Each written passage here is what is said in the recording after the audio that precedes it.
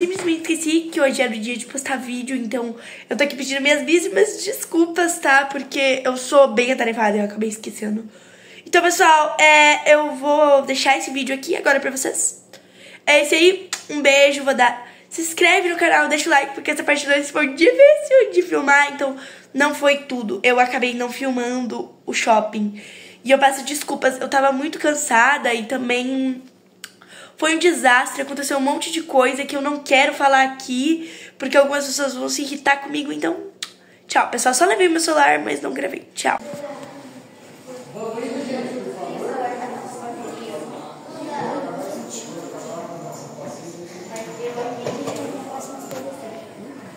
Vamos lá, gente, por favor. Da tumba do Faraó Tutankhamon, tá? Ela aconteceu há um pouquinho mais de 100 anos atrás, lá no ano de 1922. E quem encontrou a tumba desse faraó foi esse cara aqui, o bigodão, o Howard Carter. Ele já estava procurando a tumba do Faraó Tutankhamon há vários e vários anos. Ele estava procurando justamente nesse local aqui, que eu falei com alguns lá no notificação, que é o Vale dos Reis. Então, em cada uma dessas aberturas aqui, nas montanhas, tem pelo menos uma entrada de uma tumba de alguma música. E a do Tutankhamon foi encontrada aqui nesse meio. Como eu falei, ele já estava procurando a tumba há vários e vários anos. E depois que ele encontrou, foi uma descoberta sensacional. Porque dentro da tumba do Faraó Tutankhamon foram encontrados aproximadamente 5.300 peças que pertenceram ao faraó. Algumas que ele utilizou durante a vida, algumas que ele nem chegou a utilizar. Isso a gente vai ver principalmente ali no segundo andar. Ele utilizou depois do falecimento dele, mas ali no segundo andar. Como eu falei, esse descobrimento dessas mais de 5.000 peças foi maravilhoso para a história e para a egiptologia na época ali em que ela foi descoberta, em que o faraó viveu, em que o faraó comandou o Egito. Lembrando que o faraó Tutankhamon, ele subiu ao trono aos 9 anos de idade. Tá? Ele não comandava o Egito logo que ele subiu, porque ele era muito novo. Ele tinha os representantes ali ajudando a administrar ali aos 9 anos. Mais pra frente eu vou falar um pouquinho que ele também acabou falecendo bem novo, logo ali aos 19 anos.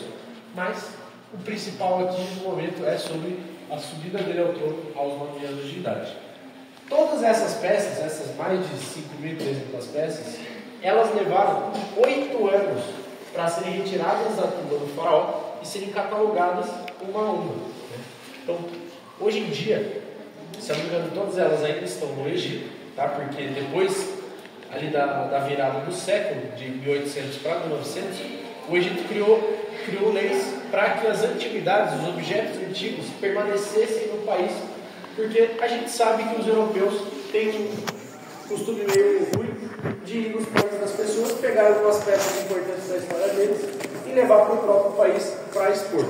Então o Egito fez essas leis para protegerem a própria antiguidade, a própria história antiga do país, para manterem as peças lá no país deles mesmo. Tanto que hoje aconteceu uma reforma, uns anos atrás, no Museu Egípcio lá do Cairo, e é um dos museus mais bonitos que tem no mundo inteiro sobre as antiguidades das civilizações. Tá certo? Alguma dúvida? Tranquilo? Vamos lá? Vai.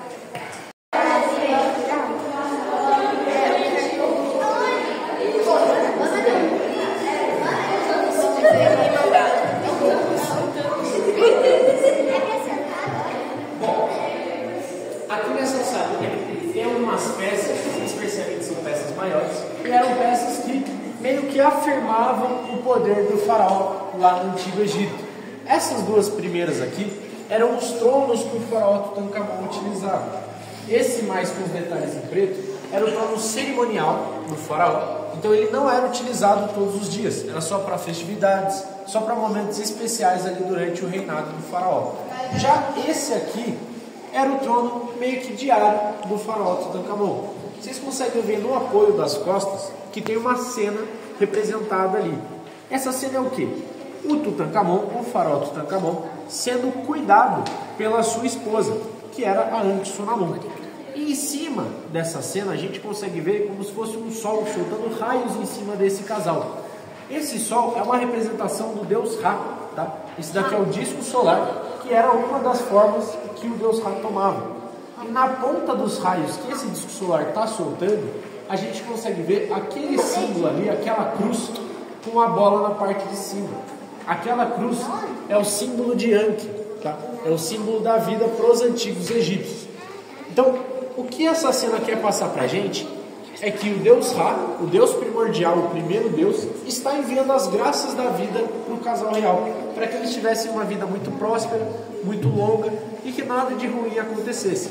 Só que, como eu falei para vocês ali na entrada, o faraó faleceu aos 19 anos de idade, então acabou falecendo meio cedo, né? E ele faleceu como?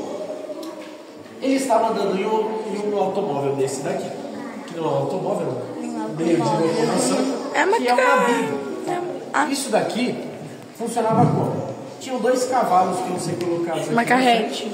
E lá na parte de trás, as pessoas ficavam em pé. Geralmente eram 2 pessoas só que conseguiam caber ali na parte de trás. E o faraó acabou caindo de uma biga dessas. Não foi dessa daqui, essa daqui era a biga cerimonial do faraó. Então ele caiu de uma dessas daqui e fraturou o fêmur, que é esse osso grande que a gente tem na coxa aqui. É o maior osso que a gente tem. E ele já tinha uma saúde mais debilitada. Desde a infância dele, ele nunca teve uma saúde muito boa, de acordo com os registros. Então, depois desse acidente, alguns dias, né, depois que ele já estava tentando se recuperar, ele não conseguiu se recuperar e acabou falecendo. Morreu. Tá? Então, após esse acidente, passados alguns dias, ele faleceu aos 19 anos de idade. Tá certo? Mas esses, como eu falei, são alguns objetos que afirmam o poder do faraó. Principalmente aqueles ali na vitrine, nas 2 vitrines, que a gente vê alguns arcos, algumas armas do faraó. E aqui nesse outro de trás, alguns que a gente costuma ver os faraós sendo representados nos sarcófagos. Né? Esse aqui é o avô do xadrez. Aqui é a raquete elétrica do passado. Tem vários artefatos muito bonitos aqui. Aquela caixa servia para guardar as coisas, tipo artefatos especiais. E aqueles ali são réplicas dos artefatos especiais. As peças que a gente vai ver aqui foram produzidas após o falecimento dele, durante o processo da mumificação do faraó. E um dos principais objetos foi essa cama aqui. Essa era a cama, foi, né, no caso, a cama de mumificação do faraó Tutankhamon. Então, aquele processo que eu contei para vocês lá do outro lado, da limpeza do corpo, da retirada dos órgãos, boa parte dele acontecia em uma cama dessa daqui. Tá?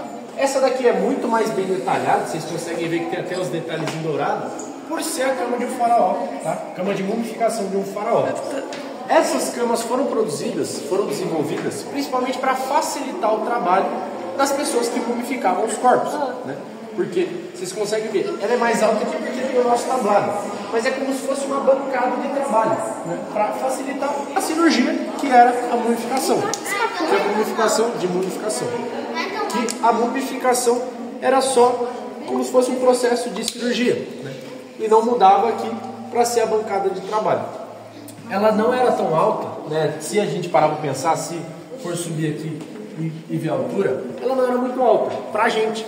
Porque lá no Antigo Egito, lá nas antiguidades, nas civilizações mais antigas, as pessoas não eram tão altas quanto a gente é hoje, tá? Tudo foi sendo modificado, tanto a idade, como eu falei, antigamente lá no Antigo Egito, se vivia até os 30, 40 anos. E a altura deles também era um pouquinho menor. Hoje em dia que a gente vive mais e acaba crescendo mais também. Mas lá na antiguidade, geralmente, os objetos acabavam sendo mais baixos, um pouquinho menores, justamente por conta da altura média que eles tinham lá no Antigo Egito, tá? Aqui na frente, lá na frente, no nosso corredor, vocês vão conseguir ver 3 tampas de sarcófagos diferentes. Legal. E esses 3 sarcófagos fecharam e protegeram o corpo do faraó Tutankhamon. Geralmente, a gente costuma ver a múmia dentro de um sarcófago só. Só que para o faraó Tutankhamon, as pessoas que estavam cuidando da mumificação dele resolveram fazer 3 diferentes para proteger ainda mais o corpo do faraó. Só que além disso, além desses 3 sarcófagos diferentes que protegiam o corpo do faraó Tutankhamon, também foram colocados caixas que a gente chama de relicários. Tá? Foram 4 níveis diferentes de relicários além dos 3 níveis de sarcófago. Essa caixa dourada aqui, grandona, que a gente está vendo, foi o 2º nível de relicário que cuidava, que protegia o corpo do faraó Tutancâmon. A primeira eu já vou mostrar para vocês. O 3º e o 4º nível de relicário eram muito grandes, né? Tanto que nem iam caber aqui direito na nossa exposição, ia tomar muito espaço da exposição. Eu falei para vocês que os órgãos eram retirados e colocados nos vasos canópicos. No faraó Tutancâmon não foi diferente. E eles também fizeram um relicário para proteger os órgãos do faraó. Aqui vocês conseguem ver que tem os vasos canópicos com a face do faraó Tutancâmon. E os vasos canópicos foram colocados nessa primeira caixa, que é uma caixa de um material chamado alabastro. Esse material, essa pedra mais esbranquiçada aqui, ela era uma pedra meio que mística para os antigos egípcios.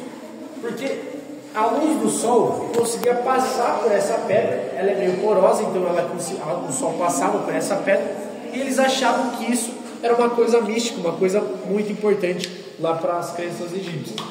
Então, depois que fecharam essa primeira caixa de alabastro, eles colocaram naquela caixa dourada ali, que também é um relicário para a proteção dos órgãos do faraó. Esses 2 guardiões que vocês estão vendo aqui na entrada da tumba foram encontrados também lá na tumba original do faraó. Então é como se tivesse os 2 guardiões aqui, uma portinha aqui que o Howard Carter abriu para entrar na tumba do faraó, e ele estava aqui justamente também como mais uma proteção para o corpo, para a alma, ali, para os objetos que estavam com o faraó Tutancâmon. Essa primeira caixa mais avermelhada era o 1º nível de relicário. Então você tinha os 3 sarcófagos, né? O corpo do faraó Tutancâmon, os 3 sarcófagos ali fechando o corpo dele, essa primeira caixa de relicário, a segunda dourada que a gente também tem na nossa exposição, e a terceira e a quarta que não cabem aqui porque senão ia tomar muito espaço. Isso tudo encontrado numa tumba mais ou menos assim, meio quadradinho e tudo bem apertadinho pela proteção do faraó Tutancâmon. Seguinte, gente, aqui eu vou liberar vocês para tirarem foto e para também verem a tumba do faraó, que vocês também vão poder tirar foto. Eu só vou pedir ajuda para guia ou para prof, só para entrarem aqui antes de vocês, porque a gente tem uma escadinha aqui dentro da tumba que vocês vão poder ver por cima os sarcófagos abertos. Eu só vou passar alguns combinados com vocês, algumas regrinhas a mais. Vocês vão ver que tem um vão entre o relicário e os sarcófagos, e esse vão é meio fundo. Cuidem para não derrubar nada, principalmente os celulares, que é muito difícil de tirar ali, tá certo? Então tentem não derrubar nada, tá? E vocês estão liberados para tirar foto. A escadinha só pode ser utilizada de... Olhando a tampa do sarcófago do faraó, daí tem uma escadinha. Você tá gravando no canal? Tô. Uma escadinha. É bem fundo mesmo. É bem fundo. Cuidado para não perder os pertences. Olha só que legal essa parte. Vai tirar meu brilho. Gente, chegamos ao Jardim Botânico. Tá todo mundo no Jardim Botânico. Tem uma vista maravilhosa de pessoas. É isso. Aqui você vê plantas. Plantas e mais plantas. Máximo respeito pelo jantar. Aí a câmera liga pra mim de novo, eu faço... Eu vou levar no chão. Empurrar. Então, calor. Os pernilongos estão me comendo. Eles estão realmente... Não, tirando o fato que eu quase caí de tudo na...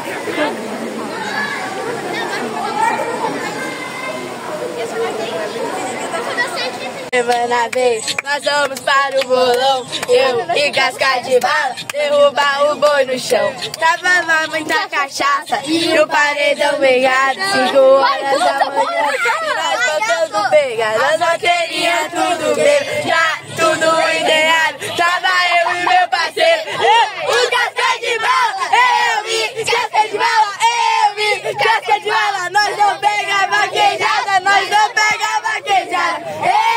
Casca de bala, eu vi casca de bala, nós não pega. Ó, aqui, ó. Ó,